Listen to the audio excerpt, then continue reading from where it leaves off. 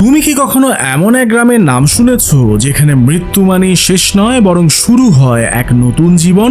ইন্দোনেশিয়ার পাহাড়ি অঞ্চল সুলাওয়েসি দ্বীপে বাস করে এক অদ্ভুত উপজাতি তোরাজা। তাদের কাছে মৃত্যু কোনো ভয় নয় বরং প্রিয়জনের সাথে আরো গভীর সম্পর্কের শুরু। তোরাজা পরিবারে যখন কেউ মারা যায় তখন তারা মৃতদেহকে কবর দেয় না, বরং সংরক্ষণ করে ঘরের ভেতর রেখে দেয় বছরের পর বছর। দেহে ফরমালিন ও ভেষজ মিশিয়ে তারা যেন সময়কে থামিয়ে রাখে।